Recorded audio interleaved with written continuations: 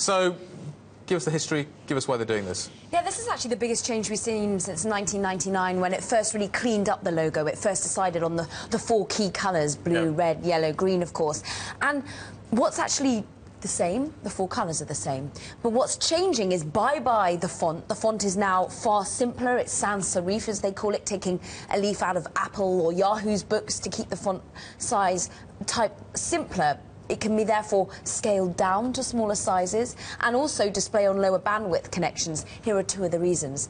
It can fit on your smartwatch. It can fit on your smaller mobile device. They are changing to adapt to the new ways in which we want to use Google. Not only just Google, the search engine, but all of the products. And this is also an interesting element, because bye-bye little blue G icon, hello, a capital G in four multicolours, that suddenly can ring through all their various apps and products that they give us, as well as, quite interestingly, four little dots, four little colourful dots that sort of move around, they transition, and that too is maybe trying to show you how to use Google. Even if you're using, say, a colourful microphone, they want you to use it not only when you're tapping, when you're typing, but it's also when you're speaking. So the reason they're changing is to make it easier to use, lower bandwidth when they explore perhaps poorer broadband in India and the like. So it's growing internationally, but it's also scaling down to your smaller devices. And how did they get to this design then?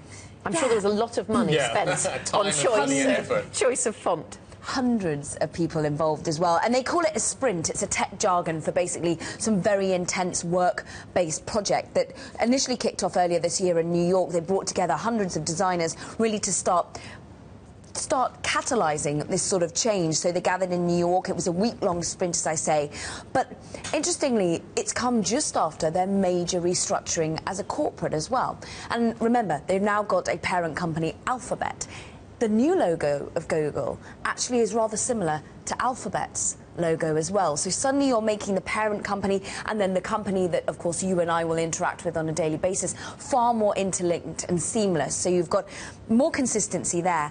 And I think generally this is going to be what hundreds of people have been involved with. It's a long time brewing, and as they say, it's not their first change in 17 years, and it's certainly not their last, but it is their most major change since 1999. It's all about your new way that you're using Google, all the various apps and devices, and indeed being able to be used in lower, poorer broadband.